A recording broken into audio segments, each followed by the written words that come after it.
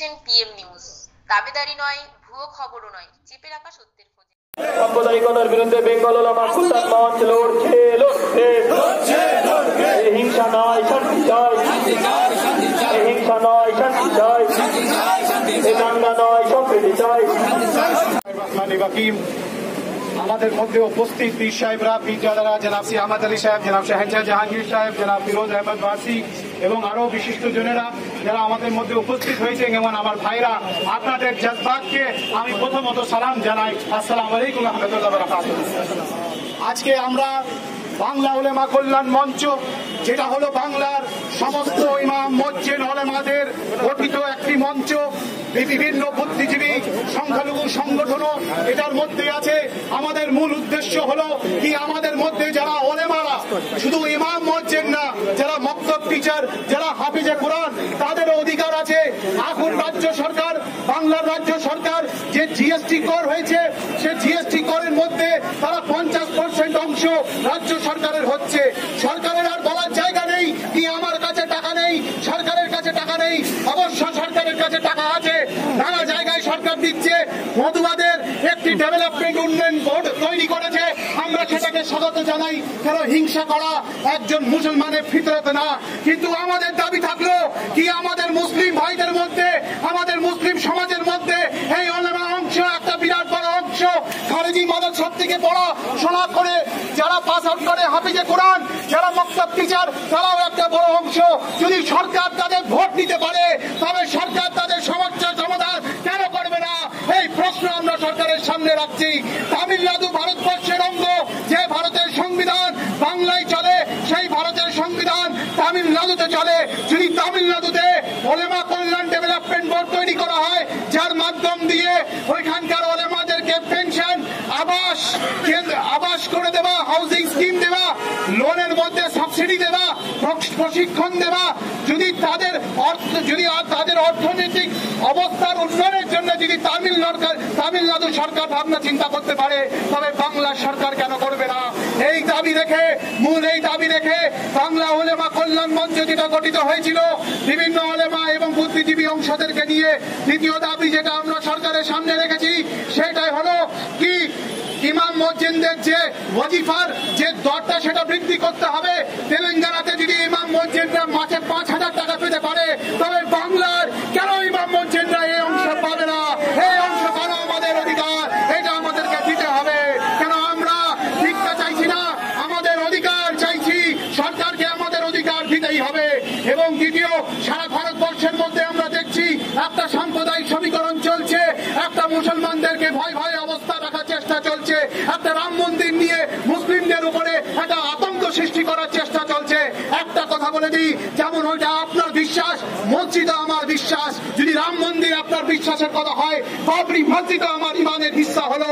কিন্তু আমরা ভারতবর্ষে থাকি, আমরা সংবিধানকে মানি, আমরা মুসলিম সমাজ ঐক্যভাবে একটা কথা বলেছি কি, ভারতের কনস্টিটিউশন, ভারতের জুডিশিয়ারি, ভারতের কোর্ট, সবচেয়ে উচ্চ কোর্ট সুপ্রিম কোর্ট যে নাই দেবে, আমরা মুসলিম সমাজ মাথা নিত করে ওটা মেনে নেব। আপনাদেরকেও মানতে হবে।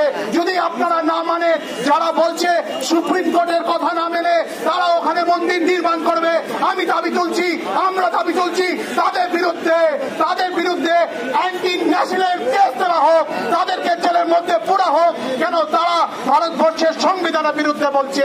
এবং প্রধানমন্ত্রী নরেন্দ্র মোদী সাহেব, উনাকে একটা কথা মনে করিয়ে দিই যে উনি প্রধানমন্ত্রী সারা ভারতবর্ষের, উনি কোন শ্রেণীর প্রধানমন্ত্রী না। আপনাকে সারা ভারতবর্ষকে নিয়ে কথা বলতে হবে। যেভাবে সাবরিমালাতে যখন সুপ্রিম কোর্ট একটা বিচার দিয়েছে কি ওখানে মহিলারা ঢুকতে পারবে, আপনারা বলেছেন কি না এটা আমাদের বিশ্বাসের বিরুদ্ধে যাচ্ছে। আমরা মুসলিম সমাজ আমরা বলেছি কি সাবরিমালা যদি এটা আপনাদের বিশ্বাস হয় কি মহিলা ঢুকবে না, আমরাও আপনাদের এই সাথে আছি।